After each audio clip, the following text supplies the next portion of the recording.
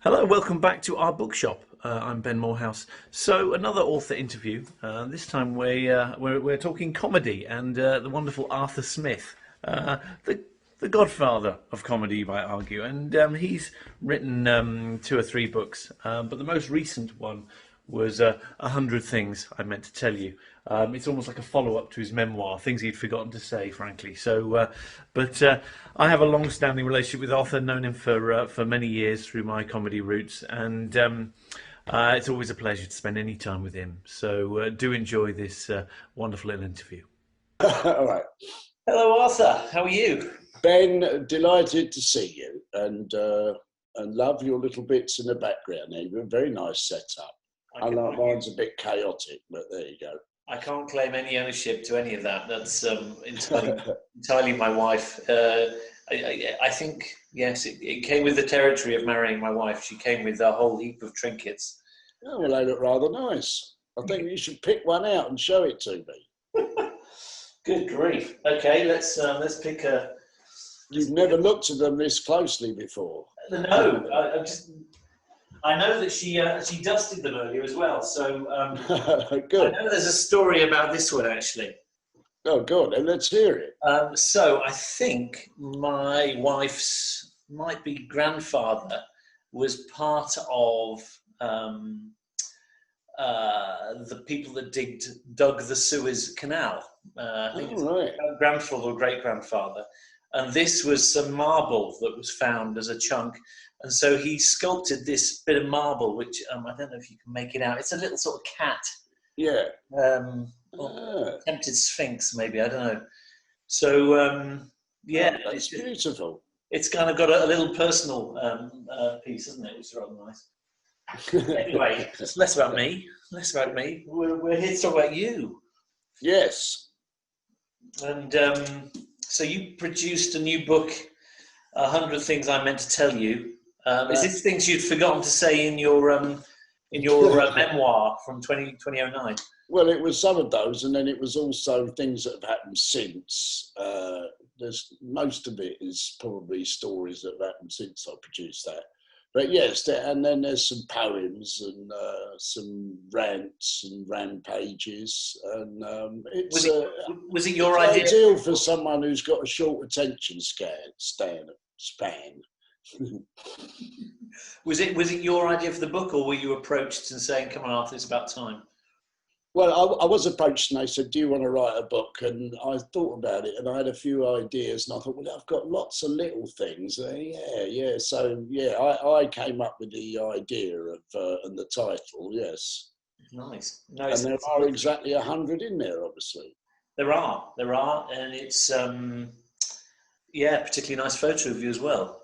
Yeah, well, I wouldn't buy it for the photo, frankly. I look a bit deranged in that photo, I sometimes think. And you got some kind quotes. Jo Brand must have been a fairly easy one because I know she's a good mate of yours. Yeah. Stephen Fry, that's a hell of a quote. A wonderful thing. And you didn't have to pay him much money either. No, he did it for free. Let's be honest. No, he's a lover. He's a very, very deep, thoughtful, funny, sweet guy, Stephen. There's no doubt. So, and I was telling you, I've met him on and off along the way. So, and we've always got on well. I remember wild nights with him down the Groucho Club must have been the 80s. Yeah. Yeah, I have one thing about Stephen Fry. Before he went to Cambridge, he came to my school and taught for a while. So he was a teacher. Oh, really? At the age of, I assume, 17, 18, 19. Before then disappearing off to fame and fortune with Cambridge. Yeah, from prison or something, wasn't it? Or there was some business about a forged cheque and whatnot. It's in his autobiography, or his first autobiography. So let's start from the beginning. I mean, I think it's a good opportunity for me to ask you some questions about your beginnings to comedy. I mean, I know that from reading about you, your first Edinburgh was 1977 when you went there as part of a review. Can you describe your experience and your love affair with Edinburgh in that first year?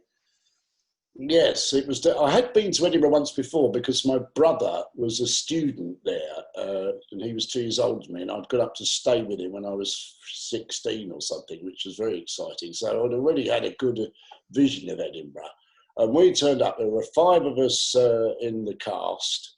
It was a show. It was a 2-hour show. It wasn't, in those days the 1 hour maximum thing didn't count so much, and it was.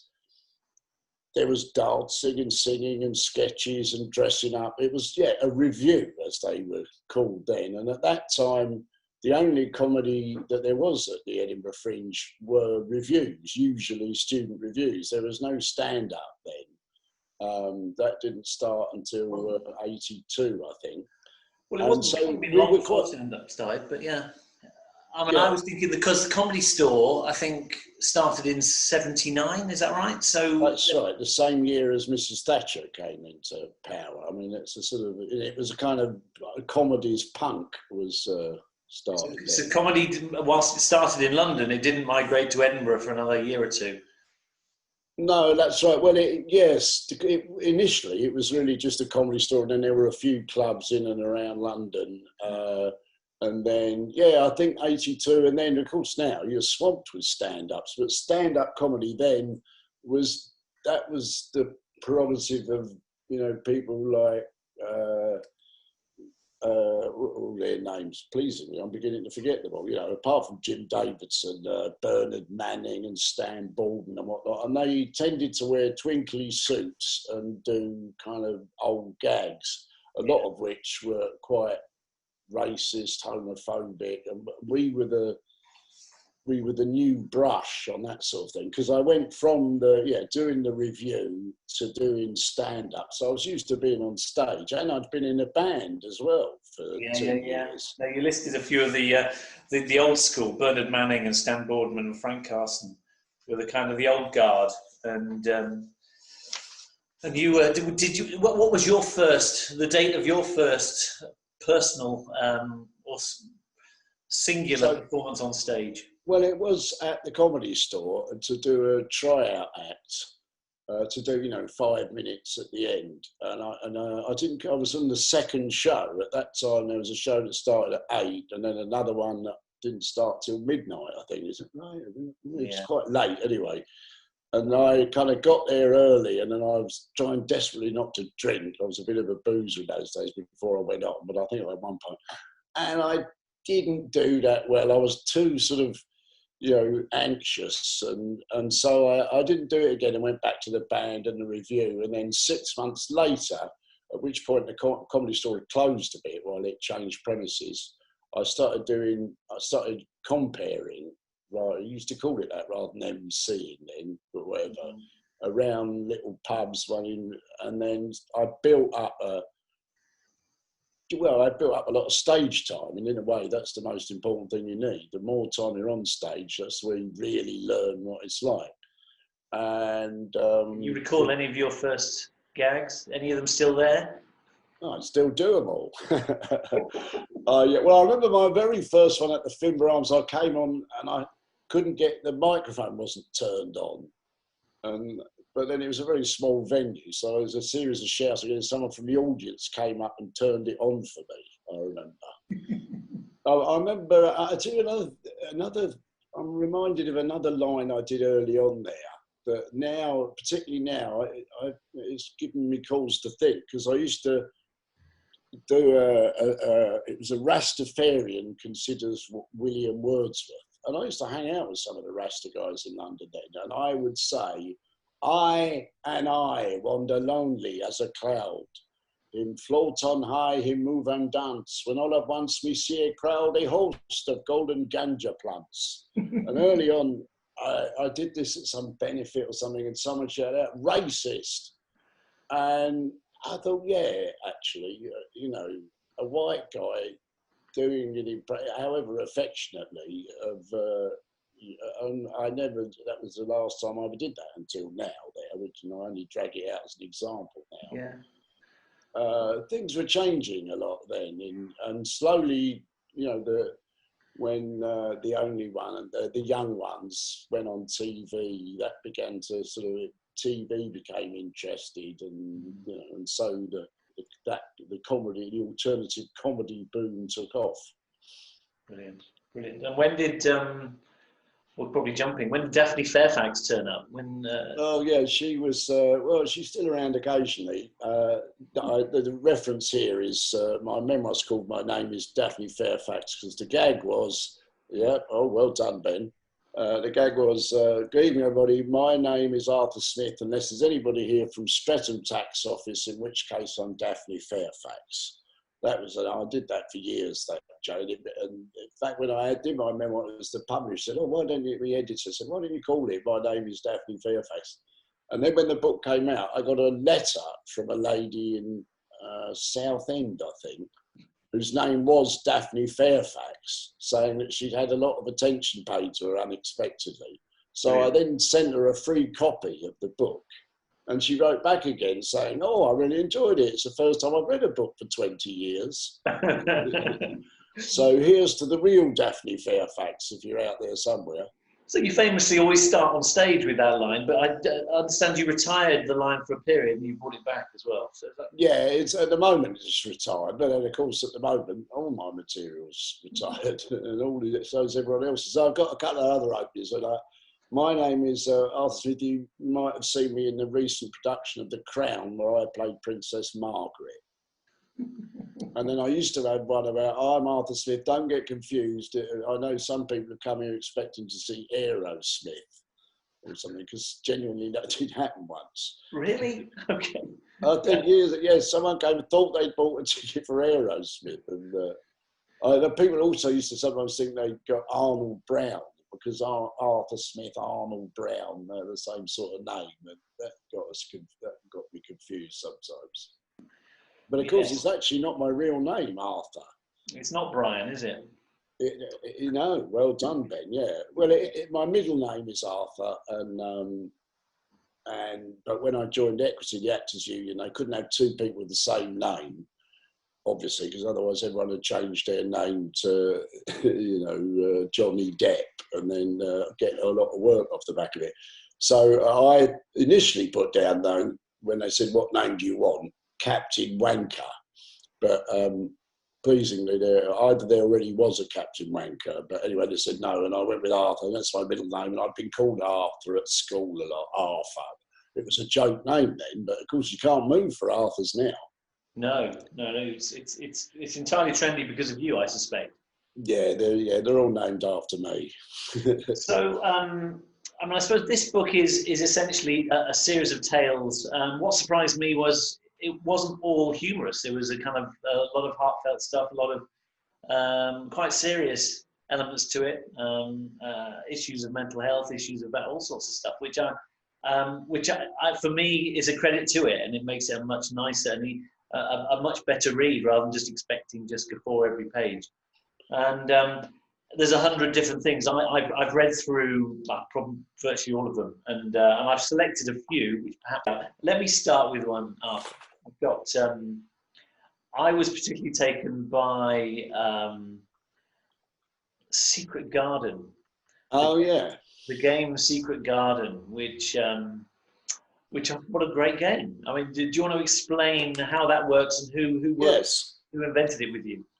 Well, I invented it with my partner, Beth, just early on when we started going out. And it's a wonderful thing to do on a date because it requires you to interact, but without you kind of gently feel your way.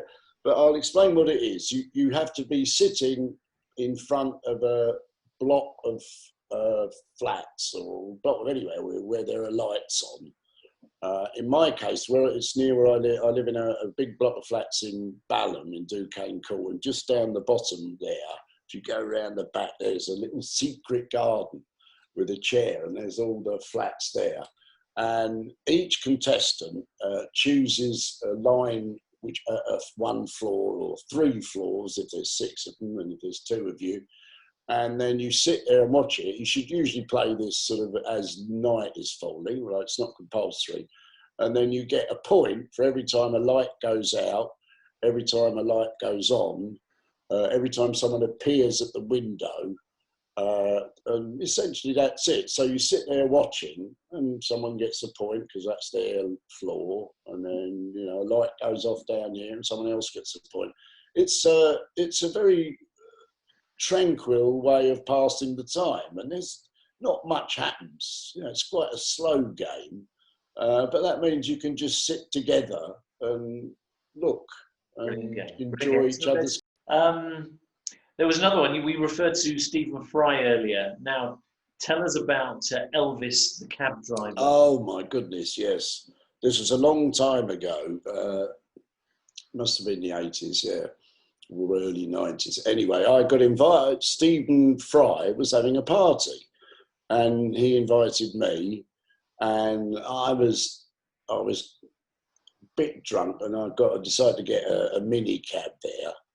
And the minicab driver, I told him I told him it was Stephen Fry, and I think Stephen Fry just started getting well known then.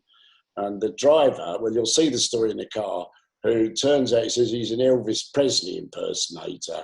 So, and I ended up saying, "I'll come into the party then," which, looking back at it, was a poor idea, because he started essentially auditioning his Elvis Presley routine, which wasn't very good. In front of everyone, with a view to getting it, he was hoping that Stephen Fry or Hugh Laurie or Emma Thompson, who were all there, would get him some sort of gig, and it all ended a bit embarrassingly. But I refer you to the story to find out the true story. And in fact, I'll let you into a special little thing which I've never said to anyone here. He wasn't actually an Elvis Presley impersonator. He was a Gary Glitter impersonator. Ooh. This is before anyone knew what a criminal Gary Glitter was. Yeah. Well, I decided to change it to Elvis not to confuse the issue. I suppose if he did for Jenny's sort of career, it ended very shortly. Well, yeah. In more recent times, very abruptly. Yeah. Yeah. But I was particularly charmed by the story of your show in Taunton, which. It's you telling a story. It's one of the chapters. It's one of the stories, and you're sort of expecting the kind of fireworks, something to happen, very funny. Yeah. But it's a normal trip to Taunton, and because it's more than 2 hours, you always put your slippers on in the train. Is that right? Is you still do that? Oh yes. Oh yeah. I think people should wear slippers more often. This is my current pair. What do you think? They're big slippers. Wow. Yeah, they were bought for me by Beth, my partner, recently, when I saw she had a pair like that, and I was a bit jealous. I've got another couple of old pairs upstairs, if you want me to go and get them. No. Well, so you have travel slippers as well, or is that, do you just take them? Yes, I do. There are sort of slightly more hardy ones that you can walk up and down the train in, and don't look quite so slippery, because people look at you wearing slippers on the train. And I don't want to, upset people, but for most people that's a ludicrous thing. But as far as I'm concerned, they're just much more comfortable slippers. Yes, and my tale of Taunton is really just the tale of like a million people have done before. It's of a comedian going somewhere, doing a gig, staying the night over, and then going home the next day. That's in fact all that happens in that story. I know it's and I can obviously with the me as the promoter putting on gigs, I can entirely engage with that story from an entirely different perspective. But and if you didn't engage with it and it was boring, that's the thing. It's only a couple of pages. You can move on to the next one. Well, exactly. Perhaps I should recite you a poem from it, because I'm not exactly Simon Armitage, but I've always loved poetry. No, there's a few nice ones. I love If. I mean, obviously, If is one you've produced. You've produced If in many different forms, but yeah, I've done that one on stage. Yeah, well, I can do that by heart. Obviously, it's If by Arthur Kipling. If you can roll along at a decent pace, and you find that your rear contains lots of space. If you have windows at the front, yet none at the side, and offer a smooth, unflashy ride. If you have a red and white flag on your bonnet and could never imagine doing a ton, then yours is the road and everything on it. And, which is more, you'll be a van, my son. Thank you very much. I think you've probably heard that one before. No, that's brilliant. That's brilliant. I was also taken by your one of them is on socks. You've had quite a relationship with socks, and I totally appreciate that because I entirely support wacky socks. I've always have done, and yes, I'm quite a militant on the subject of socks. I prefer odd socks, and obviously you're meant to wear odd socks. Why does one have to match the other? What the hell difference does it make? It's not as though it affects anything else. But of course, if you went to a job and you had odd socks, you went for a job interview, you probably wouldn't get the job purely on the grounds of having odd socks. But I say, go odd socks, and obviously they never want to stay together, the two socks, because they don't like they're always disappearing off with other ones. They don't want to. They want to have a different. They're promiscuous socks. I now realise. Every sock wants a different sort of sock and a new one on the other foot, in my opinion. So you created the Art Museum of Socks in I Bath. did indeed. Yes. In fact, I'm gonna quick. I think. Yeah. I'll be back in. Mind your own time. Yeah. Keep yourselves busy. I'll be back in a moment. I'll edit this bit.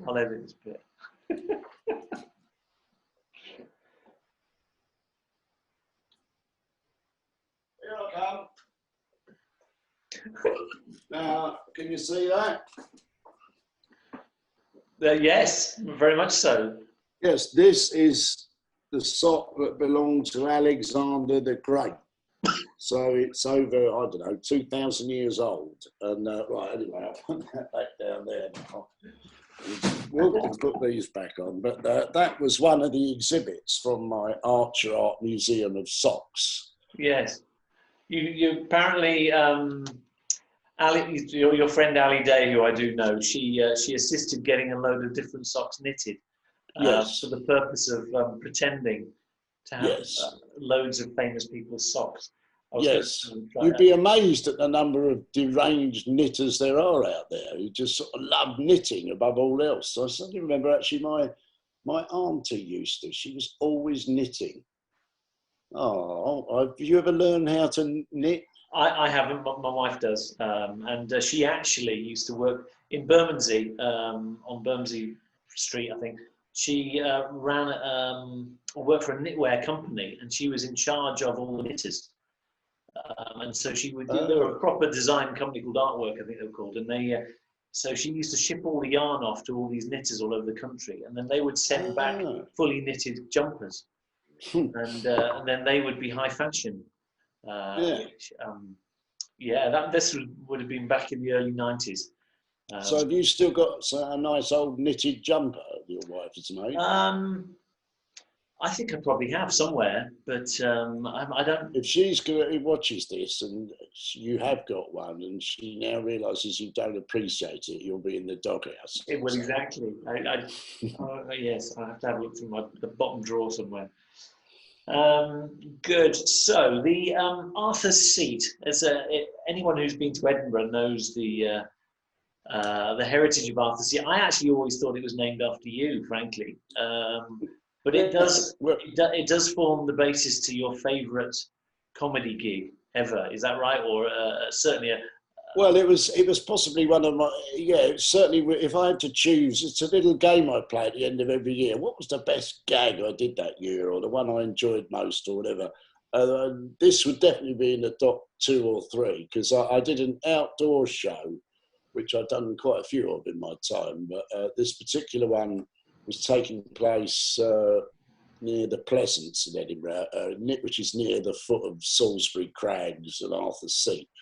And I took the audience round. It was meant to be a version of Swan Lake. And I'd got a couple of ballet dancers and I'd made up a lot of bullshit. And as we took you, but then right at the end, I had them, I had the audience facing Arthur's Seat and I was standing in front of them. And I did a poem and added a line on at the end, and which went, and maybe somewhere far away, someone's dancing for you. And then cued by text, I managed to persuade 6 proper ballet dancers to be kind of right up near the top of actually Salisbury Crown, or Arthur's Seat, started dancing, and you could see them. And what I loved about it wasn't really funny in a way. It's more like, whoa! But what I loved about it was the scale of the joke. You know, I don't think I'd ever done a joke. I mean, they must have been, you know, half a mile away, so just how big you could make a joke. It's going to be a Guinness World Record there. That isn't actually the story that I read. The one I was thinking of was the Barry Ferns one, where you're carried up there. Oh yes, that's a different one. Yeah. But the great Barry Ferns, the comedian he's always got brilliant ideas, and he was doing a show in Arthur's Seat, and he got 4 mates to carry me up to the top of Arthur's Seat in a sedan chair, which I can tell you. I was really worried one of them was going to have a heart attack at one point. Well, it was quite exciting to be carried up to Arthur's Seat on a sedan chair, yeah. That was Arthur's Seat, obviously. And then you produced. Did you actually perform in the gig at the top of Arthur's? Yeah, that's right. Yes. Oh, was that the one with what have I said in that one about the two? Well, certainly, I know Barry did a bit, didn't he? And then, but I seem to remember this one happening, so I would have been there. Yeah. So it must be only like 4 or 5 years ago, I think. Yeah, it'd be more than that, I think, but not that far off. Okay. Yes, because Barry Ferns has always done a lot of brilliant things in Edinburgh. Good. And right, what another story? Now you had 3 times that you nearly died as one of the chapters. Oh yes. Now the first one was when you attempted to break the world record for how many people you could fit in a mini. This is when you were at this is when you were at university. Yeah, it was in Freshers' Week at the university, and and of course, one who's very excited in your first week away. You know, sort of moved away from London out to Norwich, and I was meet all new different people. One of whom I realised I'd never really met any posh people till then. And there was a posh girl called Angie, and I hadn't really clocked. I'd never really met many people from public school or anything. But anyway, Angie owned a car. That's how posh she was, which seemed unimaginable to me at 18.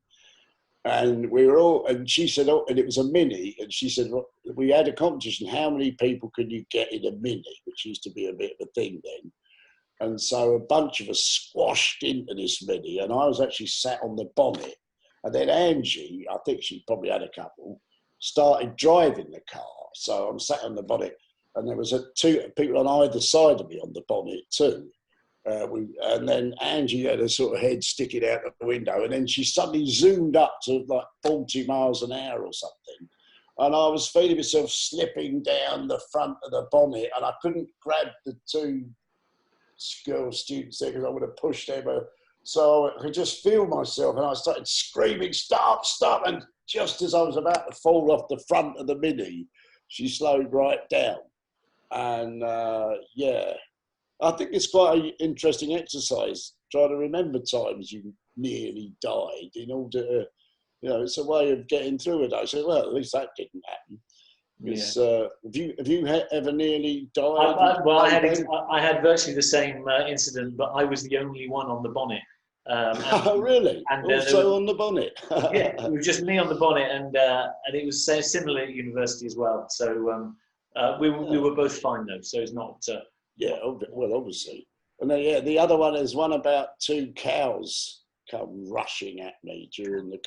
Yes. That was terrible. I've still got this image of because I was out rambling, and then these 2 cows started running at us, and it was because one of the ramblers I was with had a dog, and he let the dog go.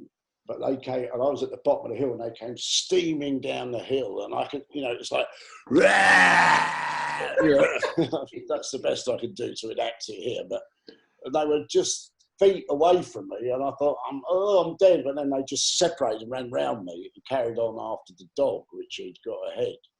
And that was, blimey. I didn't die, hooray! No. We could chat for ages. Honestly, there's so many brilliant stories in here. Let's sort of give it another 5, and then we'll tell me about Ken and Doug. you've got two chaps who live in Balham, and clearly this was only published last when it was October. So I trust Ken and Doug are still there. Are they spatially isolating okay, or are they what's happening? They're not terribly good at it, no. Yeah, well, Ken and Doug are our kind of two local. I'm not quite sure where they sleep. One of them, I think there's a hostel around the corner, and who knows where Ken goes. And they're sort of two local drunk stroke homeless people who everyone knows. And,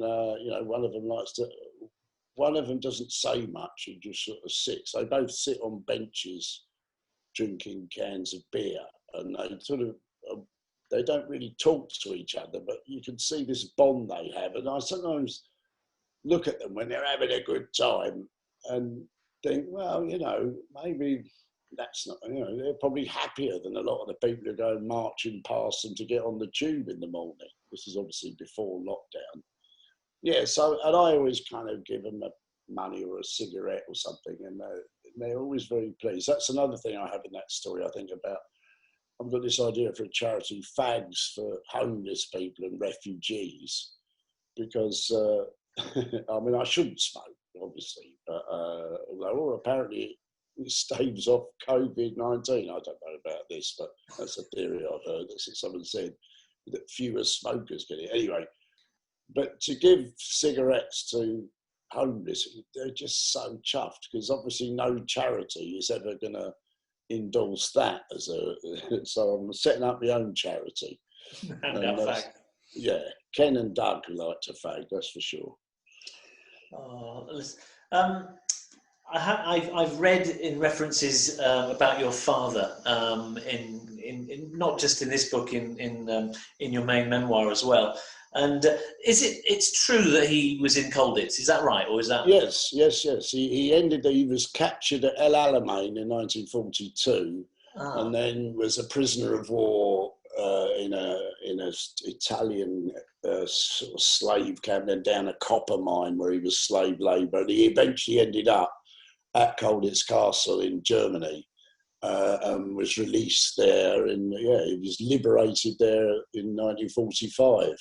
And we got him to write a memoir when he retired. So I've got a book full of stories of his, and he was a great storyteller. So I did a show in Edinburgh about him 2 years ago, and then a different version last year.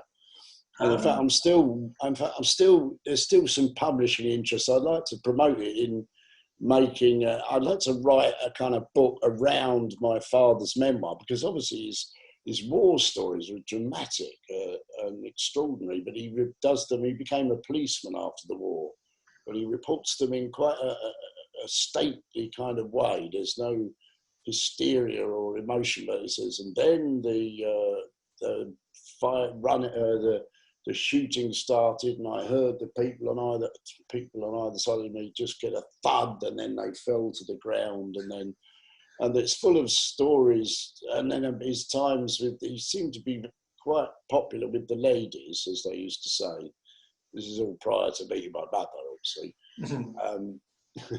And there's some wonderful little kind of love affairs. Like I've got one in there about when he, just before he was demobbed finally, because he signed up for the army again for 2 years after the war, ended up in use. Anyway, just before he's demobbed, he got a week's leave in Venice.